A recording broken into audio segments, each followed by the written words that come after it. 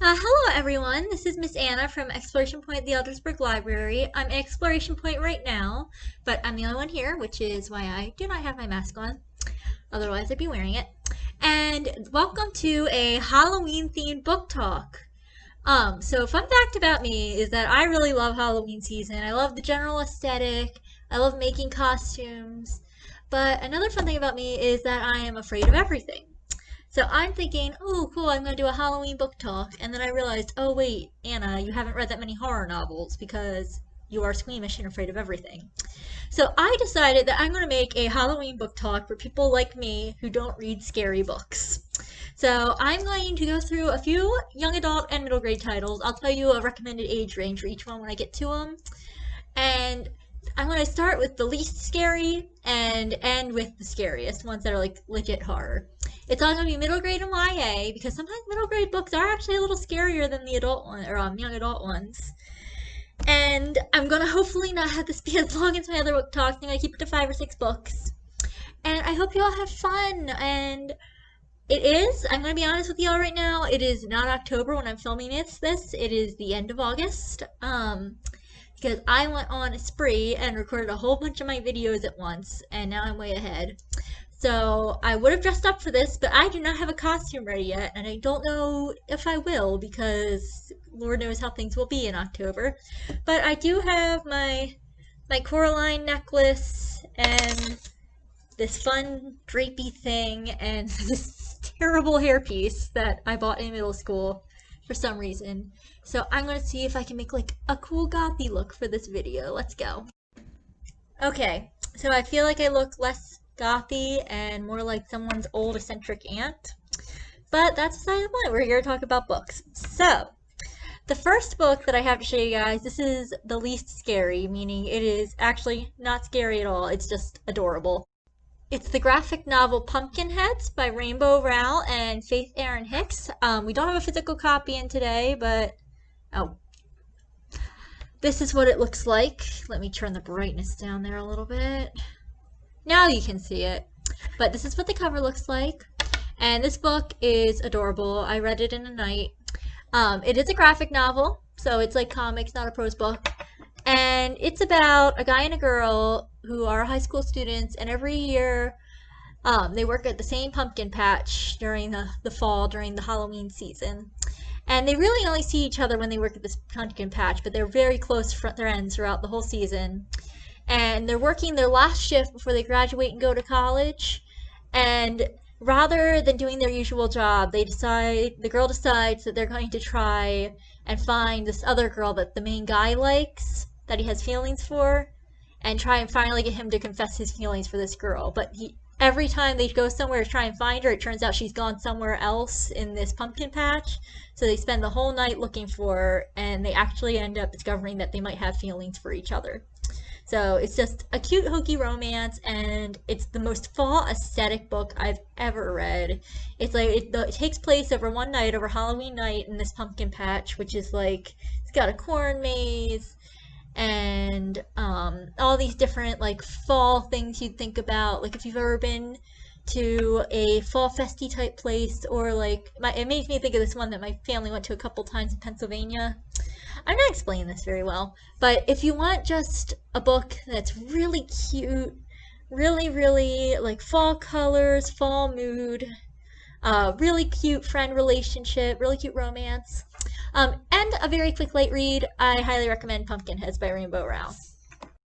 I forgot to mention that Pumpkinheads is YA. I've seen it recommended for like 9th grade and up, but honestly, it's wholesome. I would say 6th grade and up, you'll be okay. The next book I have to recommend, and this one's like a little bit scary, but it's not like super graphic. It's a good ghost story. And it is The Agony House by Sherry Priest and illustrated by Tara O'Connor. This is a YA novel. I think it's a pretty recent one too. It was on our summer reading list this year. And The Agony House follows a girl named Denise who has just moved to New Orleans with her mother and stepfather. And they're moving into this old house that like all of the neighborhood kids have been daring each other to explore over the years. It's very creepy and dilapidated, and they plan to fix up this house and turn it into a bed and breakfast. But Denise starts hearing these weird noises. She sees footprints that just disappear into nothing. And when a neighbor comes by who has an interest in ghost hunting and wants to investigate the house, they find this old comic book in the attic. And it's an old horror comic. And you actually, the cool thing about this is that you see the pages of the comic in the book. It alternates between prose and the comic. And they start reading this old horror comic, and things start happening that mirror the events of the comic. Someone falls through a floor in the comic book, and the same thing happens to her stepfather as they're fixing the old house. And similar things start happening over time. And Denise realizes that there might be something supernatural at work in this house, and that it might be tied to the author of this comic, who also happens to have died there.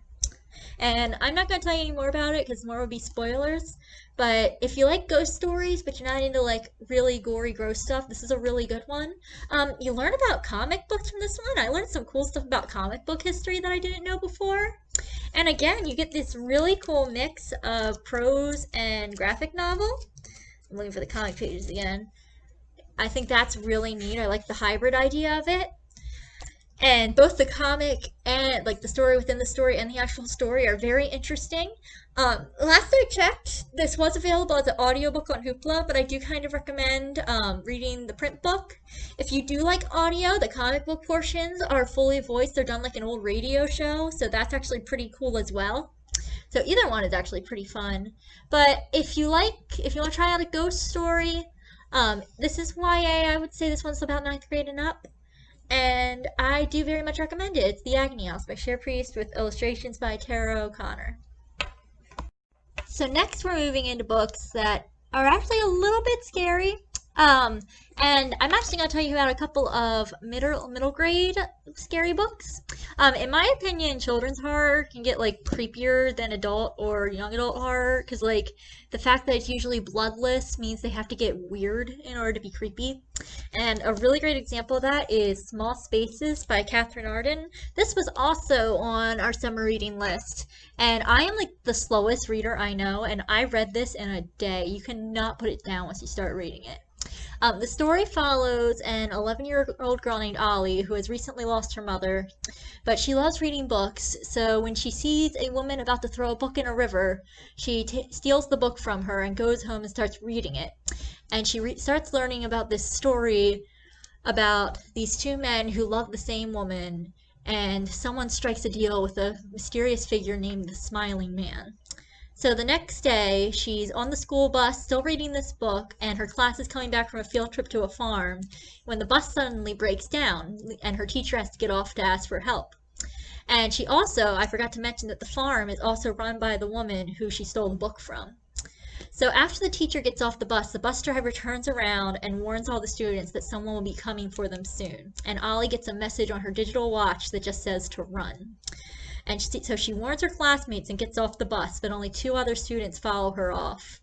And that's when they start hearing screaming coming from the bus. So they have to go out and hide in the woods with only one message from the mysterious bus driver: to avoid large spaces and keep to small. And I'm going to cut off there because I just think that's such a cool premise, and you need to read the book to find out what happens next. But this book is just super exciting. You cannot stop reading. You have to know what happens next.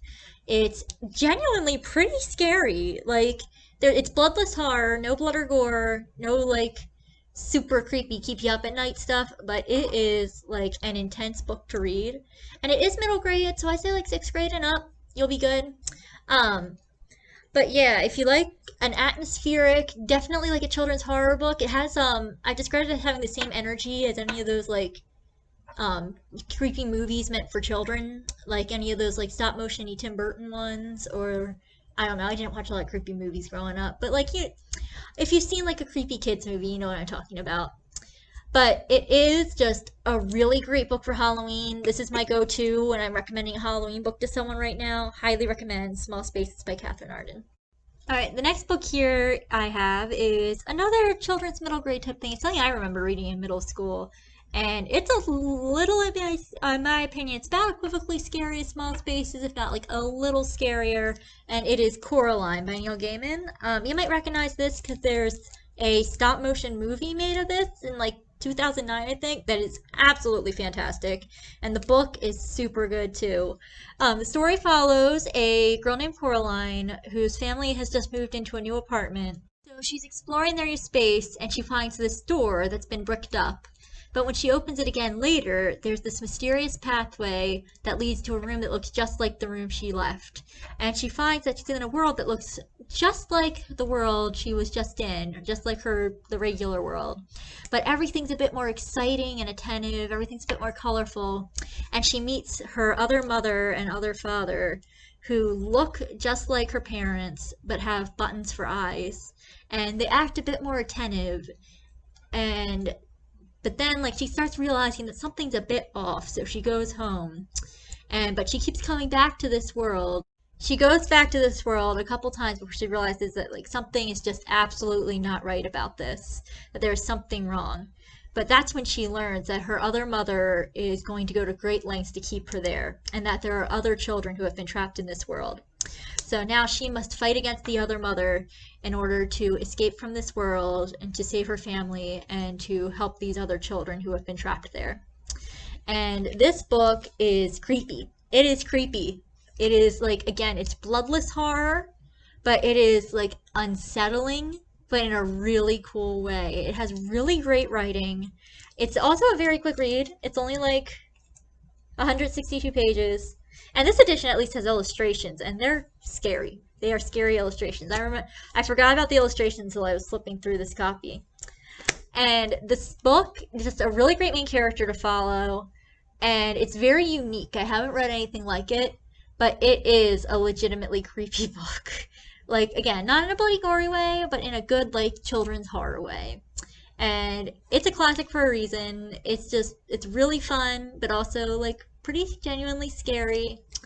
And there is actually also a graphic novel version. I gotta check and see if we've got it in our system. And if you want the scariest version, I recommend the graphic novel because they draw the characters as looking realistic instead of cartoony. And that really takes like the uncanny valley of the other world and just slaps you across the face with it. But if you're looking for a book that's still, like, I'd say, like, 6th grade and up, still, even 5th grade, like, this one's, it's appropriate. It's just, like, make sure that kids can deal with creepy stuff.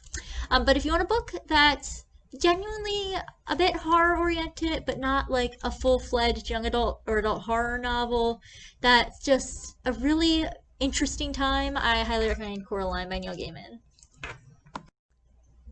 I checked, and we do have the graphic novel in CCPL. The audiobook is also on Hoopla. It's real short. It's only like 3.5 hours. Yeah, I'm actually wearing my necklace for that book right now. Yay. And I also learned, I had no idea that apparently there was an off-Broadway, like, looks like a musical or an operetta or something of this book, but they have the cast recording of that on Hoopla.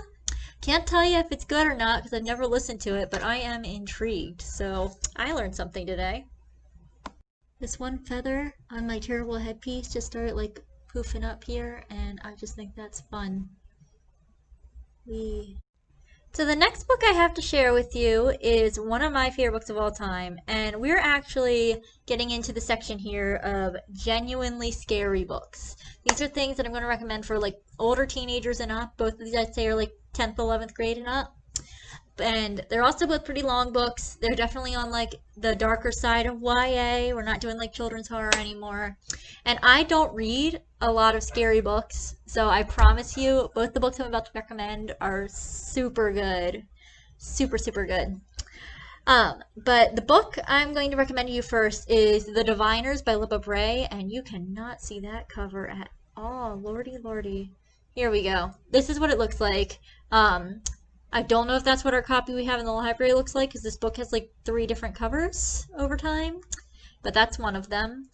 And this is a book series. It's 4 books in all. All of them have been released, and it takes place, the first book takes place in 1926. It's about a girl named Evie who is sent to live in New York City with her uncle who runs a museum of the occult. And Evie is very excited to live in New York at the time. She's very into like speakeasies and the party scene.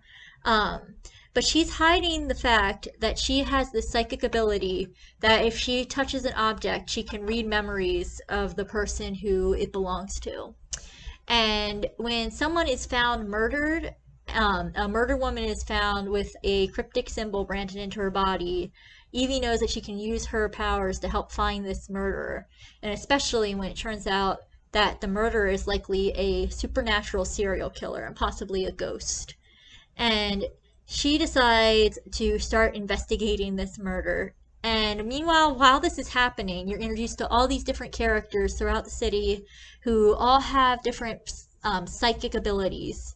And I won't, if I start going into it, I'm going to ramble because I love the characters from this book so much. But I'm trying to remember who's introduced in the first book. It's been a while since I've read the first one. But you're introduced to at least 4 or 5 other characters who are all teenagers in the 1920s who have these psychic abilities. And it's just so interesting. The setting is so cool. There are a lot of really graphic murder scenes with the supernatural serial killer. It gets very creepy and very gross. Content warning for blood and gore, for some very dark murder scenes. But I've essentially told people, like, the in a nutshell synopsis of the series is teenagers in the 1920s with psychic powers versus supernatural serial killers. But it's so much more complicated than that. You also get a lot of history about the 1920s. Like, they're not romanticized at all. You learn a lot about, like, the horrible stuff from that time, about, like, the racism of the era and how the experience of different people living in that time. And it is a very diverse book as well, both in terms of race and in terms of representation of sexuality. And I just think it's great to see all those identities represented, especially in a historical fantasy. You get a lot of characters, you get the point of views of a lot of different characters. If you like ensemble books, it's a great one. I also feel like my description of it really didn't do it justice. I highly recommend looking this one up on Goodreads to get a better idea of it. Again, content warning for a lot of things. It is, especially once you get to the later books, it's definitely on like the adult end of YA. For the first book, it's pretty much just content warning for gore, for some period typical racism, and all addressed as terrible as it should be. I'm trying to think if there's anything else I need to warn you guys about. It's been so long since I read this one because I read the 4th book this year, but the first one came out years before the rest of the series. I'm rambling at this point, but I highly recommend The Diviners by Libba Bray. Again, Diviners is very much for, I would say, 10th, 11th grade and up. It's a very, very dark series. But if you like good character writing, if you like ensemble casts, and some creepy stuff, some really creepy ghost stuff in all 4 books, I highly recommend it. And the last book I have to recommend you guys today is Sawkill Girls by Claire Legrand. I might be pronouncing that name wrong. I apologize if I am. This is a standalone YA book, and again, like Diviners, this is very much on like the more adult end of YA. I would say 10th grade and up again, maybe even 11th grade and up. And this is, I would honestly call it a horror novel. It's the scariest book I'm going to talk about today, in my opinion. So the story takes place on this island called Sawkill Island, and for years, for about 25 years, teenage girls have gone missing on this island. Just one day they vanish and are never seen again. And people don't know if it's a serial killer or what it could be, but it's a case that has gone unsolved for decades. And so the story follows 3 main characters after that premise. First is Marion, who is a teenage girl who is just moving to the island. So her mother has gotten a new job working for one of the wealthy families on this island. And she has just moved there with her and her mother and her sister. The second main character is Zoe, whose father is the police officer assigned to work on the case of the missing girls, who has just lost her best friend, who is one of the girls who has vanished. And she is determined to find out what has happened to these girls, especially since her best friend was one of them. And the third is Valerie, who is the daughter of one of these like wealthy, affluent families on this island. And she is involved in the disappearances in a way that I will not spoil because it's very unique. And you learn it pretty early. It's like, but she's very like popular, very like respected. Her family's very respected in this community. It's a matriarchal family that's always led by women. And I won't spoil how she's involved in these disappearances, but you learn it pretty early.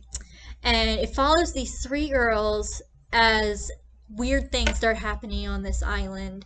Marion's sister disappears pretty early on, and they're trying to figure out what has happened to these missing girls, and they realize that it's definitely not something natural. Something supernatural is definitely happening here. And then all three of them also start discovering that they have their own supernatural abilities.